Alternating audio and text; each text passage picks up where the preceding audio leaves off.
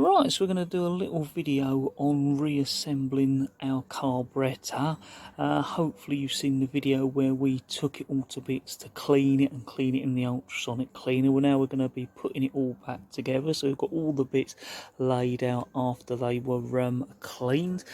Even up here, those bits we've cleaned there.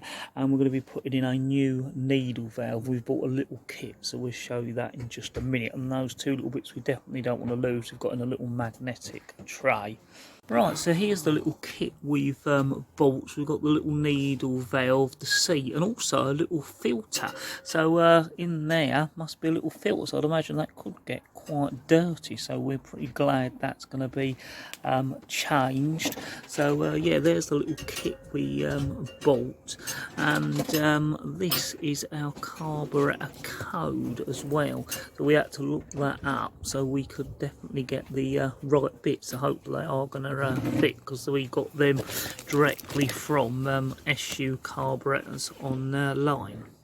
So the seat we are changing is in here, and we've got the carburettor upside down at the moment, so that's like the bottom of where the fuel will sit, and we've got to get that out, and under there should be the filter, and then we'll be able to replace it with our new seat and needle valve there, and then from there we'll be able to slowly put everything back, like the little float valve there, and the rest of the bits we've removed from the carburettor, hopefully going back all nice and clean, and should work a lot better. We're now going to take this little seat out now. Oh Jesus! Not this time. Oh.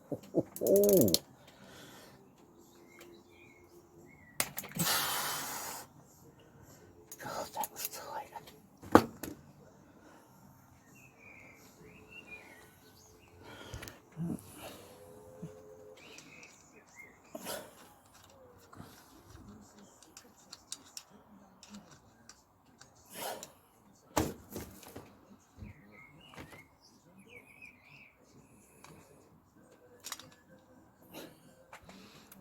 Look at the dirt in that.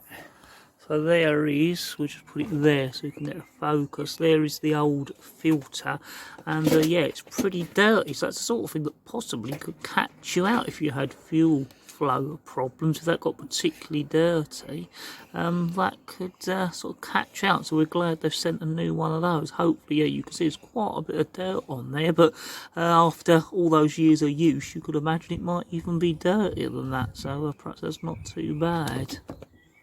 Right, so now you can see there's now that seat removed. You can just see where the fuel's coming. Well, it's going in there, and but it'll be up that way. Yeah, and then it comes out there. Yeah, and as we said, we're looking at it upside down because we're working on it. Right, so we've opened the packet. We've got the little ring seal there for later on, but here is the new seat and needle valve, all completely metal, which is slightly different to the one that come out of it, so hopefully it's all going to work okay. It all looks similar, and of course we've got the new little filter, which hopefully you can see if we just put it down here to get some focus on it, is a lot cleaner. Yeah, you can definitely see how much cleaner that new filter is, and here is the little needle valve with its rubber seal end as well. So yeah, all looking very nice, so hopefully should fit well. And again, I think it shows, we were saying this in the other video, just how sort of gunged up this carburettor was, and it was, you know, technically working. I think we ran it to the fuel run out the last time it was run. It did have an additive in it as well, but this carburettor was still pretty dirty, so when people try and get a car running that hasn't run for years, if they do get it going, it certainly can't be running right, because as I say, we knew the history of the carburettor and we'd done all we could to preserve it, and it still really would not have run right the way it was. So now we're going to put that seat back in there just as we took it out. Right, so we're just going to do that seat up there. We're just looking at the little needle valves. There is quite a difference. We have to hope it's not going to cause any problems and will work okay. We certainly know if it's not going to fit right, but we'll have to just see and hope that it does work okay. Right, I'm going to put the needle valve in.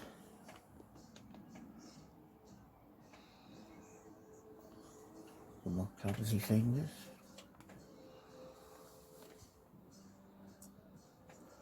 And there's in there. Right, so there's the needle valve now sitting in there. What was you going to say? It possibly could be a universal fitting. So it works either way. It works in a float chamber that clips it and one that don't. Yeah.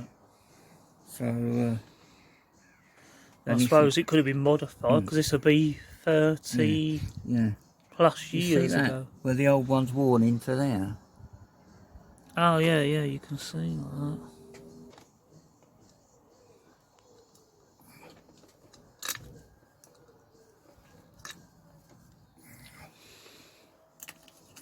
Right, so there's our little float, which will, when the carburettor's up the right way, when the fuel gets to the right amount, then the little bulb will shut the fuel off, and then as it uses it, that'll drop down and it'll let more fuel in. So you just got to put the little piece of rod going through so that it will literally hinge up and down there and push that needle valve up and down to let fuel in as and when the carburettor needs it.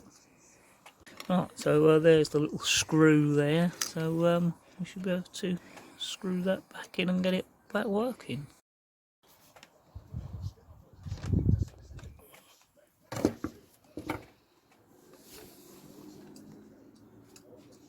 Right, right, now you can see. Yeah, we can see it moving up and down, so we've got it, you know, the right way up now. I think once the fuel gets in there, that'll lubricate that. And I'll let that work. So yeah, hopefully that's a good sign, and hopefully it should work, and that difference from that one to that one shouldn't make any difference. Without us moving it about too much, I'll just want to give you another little look in there so you can just see it all together now. With the float there, with the little shaft through that we screwed in, and of course that new seat and needle valve there. And what we've done is put the old seat and needle valve in that little plastic bag, so if we really did get any problems at the worst, we'd have to put that back and see if it cured the problems and rule it out. Hopefully that won't be the case, because it does all seem to fit pretty nicely there. Right, so all we're going to do is just check our float level. Now we're using the Haynes manual, and it tells us to do it like that. So we're using the feeler gauges and putting the ruler across the top. This is upside down, so it's technically by gravity making it the closed position. And we just wanted to check that, and it appears to be in tolerance. Now again, each carburettor's different, and we're using the Haynes manual there. So it'd be for you to set those measurements up. We're just showing you the ones we're using, the ones we've worked out, and they appear to fit. Now, what is quite nice actually, when we bought that needle and seat valve from the SUcarburettor, on their website there was actually a page where you could download and print out all the bits of your carburettor. So yeah, it's worth having a little look at their website. So yeah. But you can say that is gap A that it illustrates in the manual. Yeah. Between that straight edge and the float. Float there, yeah. So as far as we can tell, that looks right. Again, we're not fully going to know till we start running the carburettor, but it's a good starting point that we know there's nothing way out. Right, so we're now going to put this back. Now, if you watched our strip down video, we actually marked this plate. So if we, where's the mark? There it is. The centre punch mark.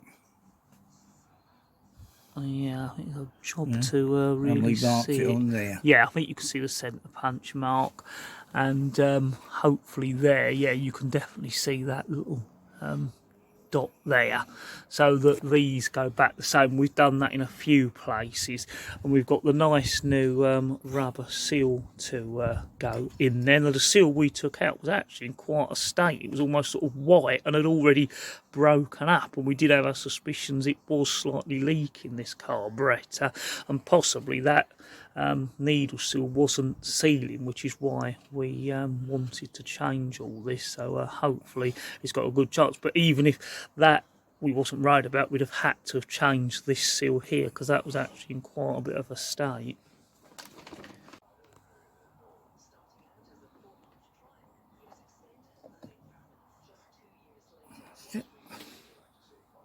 Oh, so that's the bottom on where the fuel sits, and hopefully that seal will solve any leak problems that may have been there. So talking about that, there is the old O-ring there, so you can see not only has it broken up, but it's more or less gone sort of solid and brittle, so it certainly wouldn't have worked. But we always keep those bits until we've finished the job, like we've kept that old gasket, so we can compare it against the new one we've got as well. Right, so we're now just going to do the 4 screws up now, so that'll be nice and sealed in.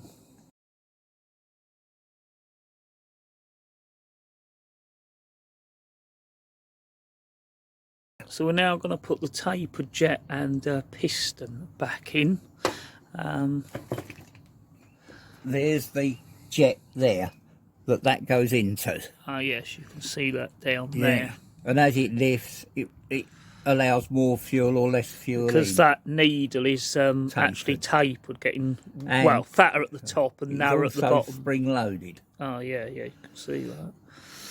And we're just going to put a bit of oil on there. Yeah. Well, before we can put that in, we've got to put it in there. That's what's different on these.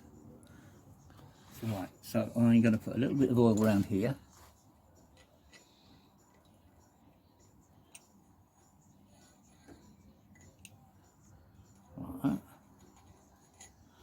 Right, and I'm also going to put a little bit of, there is a bearing in there. Can you see that? Yeah, we can see. Right, I'm going to put that. It looks like a little collar on the camera, but it is a oil in there. That moves up and down in there. And the best bit is, don't forget to put the spring in.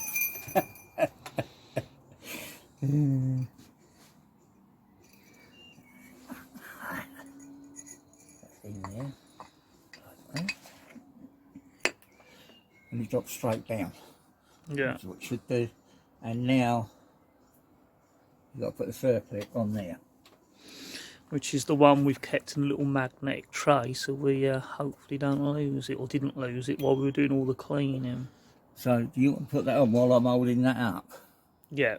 Hang on then. So we see that there in the little ring, and that's going to go on there. Right, so hopefully you can see it took the 2 of us to just get that on, but you can now hopefully see the circlip is sitting on there. Yeah, you can see that. And make sure that moves up and down ever so freely. Yeah.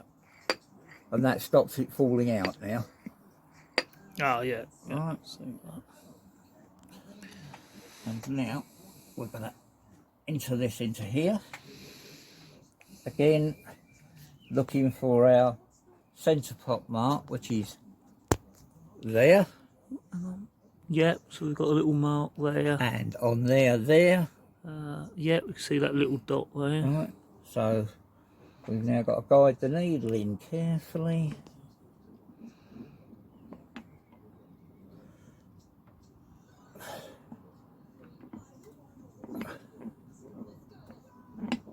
Lining the slot up there like that, and then now making sure that our centre pot mark, wherever it's gone, is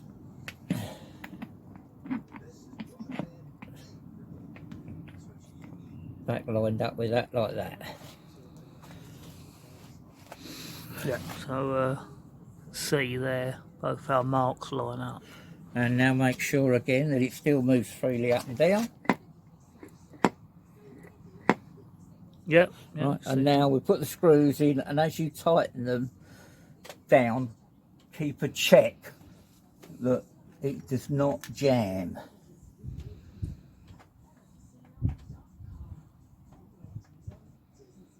we're just putting the screws in, and we've put the little identifier tag on there, and it shows how important that little tag is, because that's how we're able to identify it and find the parts we needed. And actually, if you just type in the little code, which you should have seen earlier, it straight away takes you to the SUcarburettor website with all the parts of this carburettor. So it shows how useful all these years later that little identifier code is. So we get on with doing those up.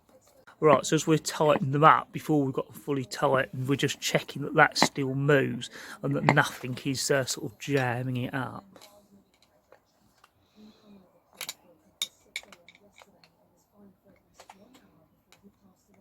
Right, so we're just going to check one more time that that lifts up and down. And it still does, so we know that nothing has jammed that in. Right. Now, you would put oil in here. Yeah. To the level specified in the manual, and then put your bit of air on it. Put it on. Right in there. We're not going to do that at this stage because this carburettor isn't going to be fitted for a little while, Yeah, so and I don't want to leave oil in there. So I'm just going to put that back in there to keep it clean, so no dirt. So no dirt can get in there.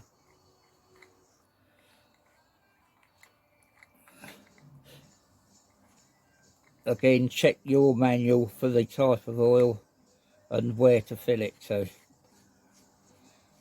Right, so we're just saying that oil is to stop the piston rising too quickly, but as we said, we're not going to put that in yet. So that is it all back together. Hopefully that's been of interest to you. If we did have any problems, I'll put information in the bottom of the video, or there may be another video if we have problems with it, but it's all back together as it should be. So that side of it is irrelevant if we do have any teething problems with it.